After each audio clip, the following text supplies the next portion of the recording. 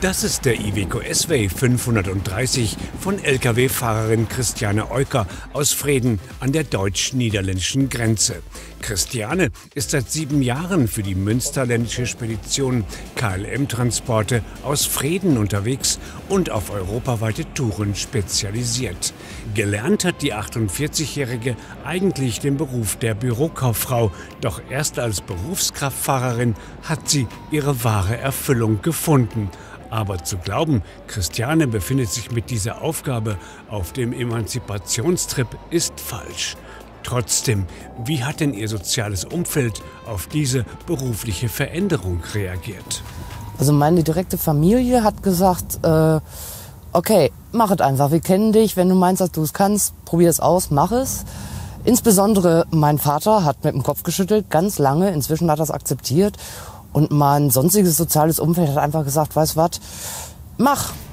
Und Christiane macht. Längst sind der LKW und sie zu einem festen Gespann geworden. Sie, die Mutter von 2 erwachsenen Töchtern, die von ihren Freunden einfach nur Kiki genannt wird. Und der Iveco S-Way, dem Christiane den Spitznamen Galileo gegeben hat. Wie kommt der LKW denn ausgerechnet zu diesem Namen? Ja, mein LKW heißt Galileo, weil Galileo Galilei die Welt verändert hat. Und wir beide machen das auch ein bisschen. Und wenn es auch nur unsere eigene ist. Nein, eine Beziehung zu meinem LKW natürlich. Ich vertraue ihm jeden Tag mein Leben an. Ich bin Tag und Nacht mit ihm unterwegs. Er ist das Erste, was ich morgens sehe. Er ist das Letzte, was ich abends sehe. Dass man seinem LKW selber einen Namen gibt und so eine Beziehung zu ihm aufbaut wie ich jetzt, ist vollkommen unnormal. Aber was ist schon normal? Arbeitsbeginn für Christiane Eucker morgens um 6 Uhr bei einem Maschinenbauunternehmen im Münsterland. Dort muss ein Zufuhrbehälter für eine Biogasanlage mit einer Breite von 3 Metern aufgeladen werden. Die wird den Transport später zu einem Schwertransport machen. Bevor es aber soweit ist, müssen erst einmal viele Anbauteile verstaut werden. Sofort fällt auf, dass Kiki hier voll in ihrem Element ist. Das Laden wird jetzt hier 2 Stunden dauern. Es sind Kleinteile dabei, die müssen alle gesichert werden.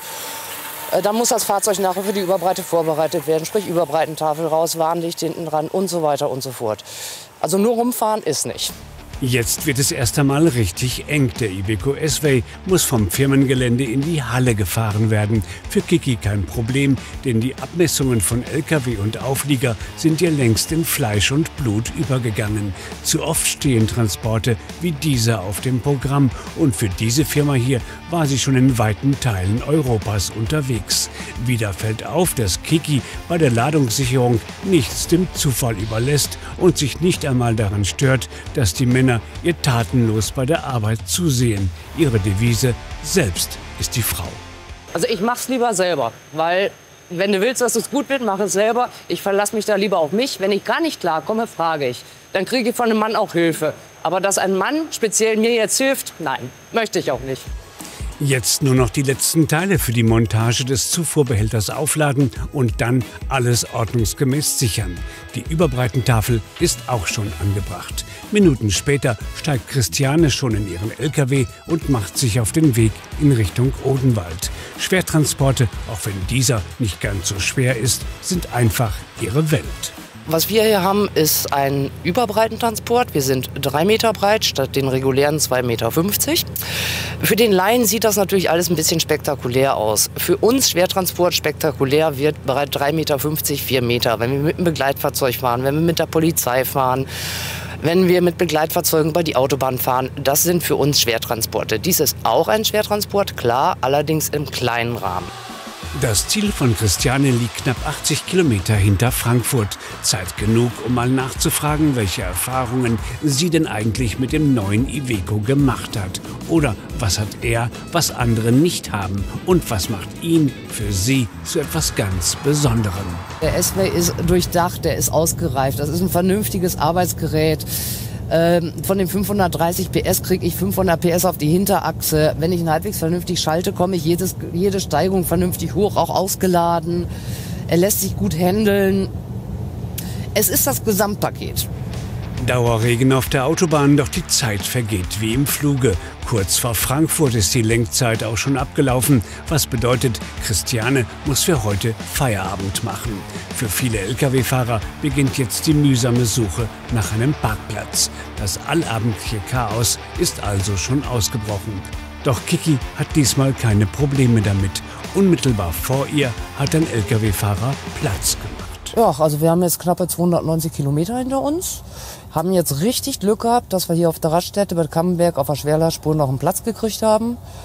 Ja, ich werde erstmal eben einmal kurz durchatmen. Dann denke ich, werde ich eine Kleinigkeit essen gehen und dann auch früh ins Bett gehen.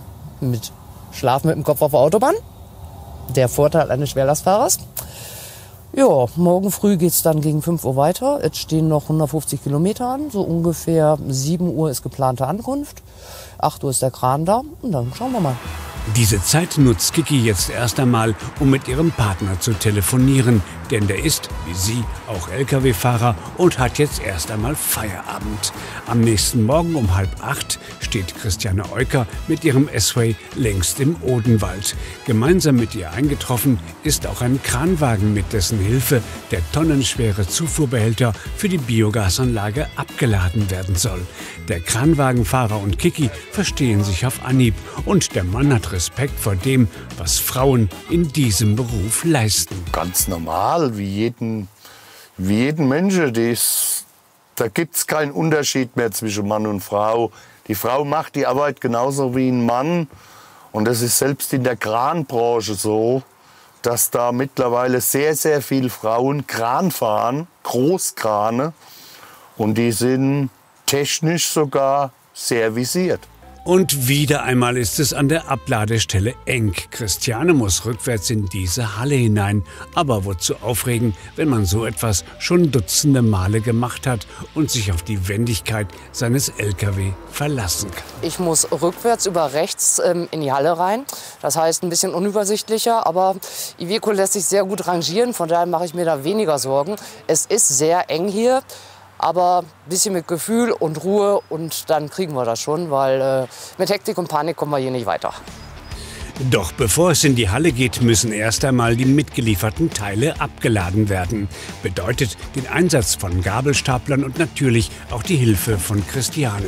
Jetzt fährt der Kranwagen in die Halle und dann endlich auch der Iveco S-Way mit dem geladenen Zuführbehälter für die Biogasanlage. Kikis Befürchtungen, was die Enge und den Einfahrwinkel der Halle angeht, bestätigen sich. Ohne Einweiser geht es einfach nicht. Mehrere Male muss sie vor- und zurücksetzen, bis der LKW tatsächlich seine endgültige Abladestelle erreicht und der Kranwagenfahrer seine Arbeit machen kann. Zufrieden steigt auch Kiki aus ihrem Truck und ist froh, dass alles geklappt hat.